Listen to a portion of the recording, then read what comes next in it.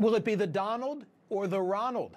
With 2024 on the horizon and former President Donald Trump not announcing his intentions formally, GOP contenders have been forced to take a wait-and-see approach to their own candidacies. Nevertheless, there's already a clear frontrunner among the wannabes, Florida Governor Ron DeSantis. In the last 2 years, his stances on COVID-19, critical race theory, LGBTQ issues, and immigration have turned him from an obscure former congressman to a national figure. In a recent poll of likely Republican primary voters in New Hampshire, this is from the UNH Survey Center, DeSantis and Trump are in a statistical dead heat for the 2024 nomination. DeSantis 39%, Trump 37%, Pence at 9%, Nikki Haley at 6%. In a head-to-head against Biden, DeSantis does better than Trump. Biden beats Trump 50-43, whereas DeSantis beats Biden 47-46. Perhaps most dauntingly for the Donald, DeSantis has a huge lead over Trump among those who digest conservative media. Among Fox News viewers, it's DeSantis 46, Trump 32. Among conservative radio listeners, he's up 50-34. In a New Yorker piece this week called author Dexter Filkins writes, quote, while Trump, with his lazy Barnum-esque persona, projects a fundamental lack of seriousness, DeSantis has an intense work ethic, a formidable intelligence, and a granular understanding of policy. Articulate, fast on his feet, he's been described as Trump with a brain. Piers Morgan last August was tweeting that DeSantis had blood on his hands for his cavalier approach to COVID, but now just wrote a column in the New York Post advocating that Republicans could, quote, dump the Donald and run with the Ronald, saying if you were scripting a perfect Republican presidential candidate, the list of preferred requirements would read something like DeSantis's resume. But if you're thinking the power ticket might end up being DeSantis as Trump's vice presidential candidate, there could be a legal hurdle. The 12th Amendment states that electors have to vote for president and vice president, quote, one of whom at least shall not be an inhabitant of the same state with themselves. In the past, this has been interpreted to mean that the candidates can't both be from the same state. Remember, when Texans George W. Bush and Dick Cheney became running mates, Cheney declared himself a resident of Wyoming to circumvent such a conflict.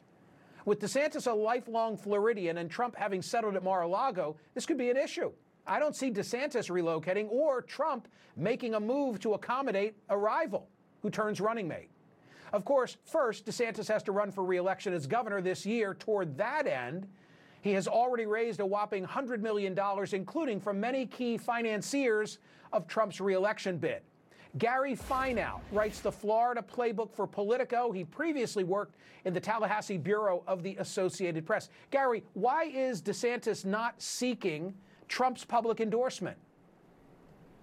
Because he doesn't need it. I mean, he's clearly established his own brand. He is ahead in the polls. He's in a situation where he has advantages right now heading into his reelection. So an endorsement from Donald Trump really isn't something that he really needs to win another term in office. So let's remind people what a sea change that is from 4 years ago. Here's a snippet of that commercial. I know you'll remember it. Then Mr. Trump said, "You're fired." I love that part. He's teaching Madison to talk. Make America great again. People say, I mean, he's reading from The Art of the Deal to an infant. What has changed along the way? I just thought you should know. Well, I mean, if we want to roll back the tape, of course, the situation is he was heading into a competitive Republican primary back in 2018. He was running against the establishment candidate, Agriculture Commissioner Adam Putnam, and basically Trump's endorsement sort of flipped the switch on that race overnight. DeSantis went from someone who was behind Putnam in the polls, had less money. The Trump endorsement was very instrumental in helping him overcome Putnam, and he won decisively over him.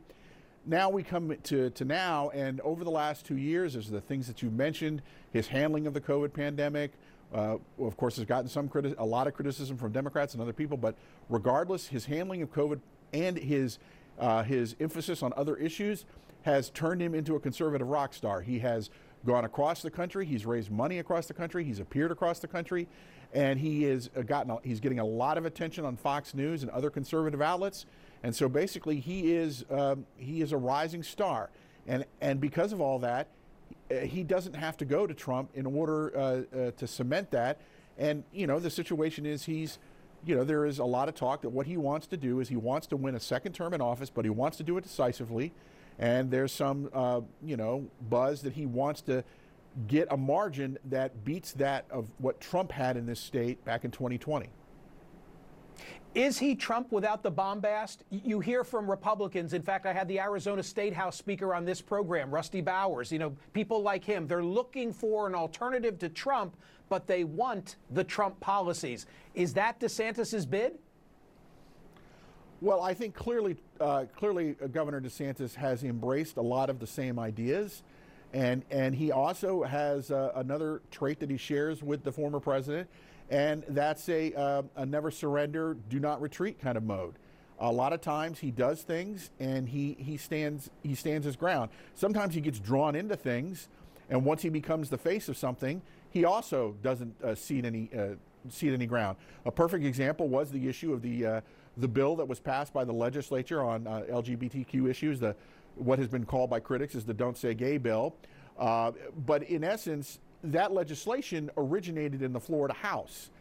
And It was starting to percolate up. But he sort of got criticized over it, and then he kind of took ownership of it.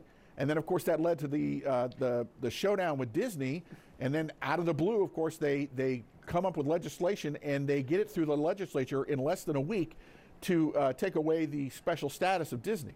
So what he has shown is, I think, is a willingness to be combative and to not back down, which I think is definitely a trait he shares.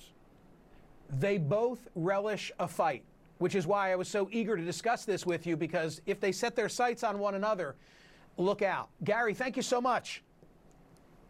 Thank you for having me on.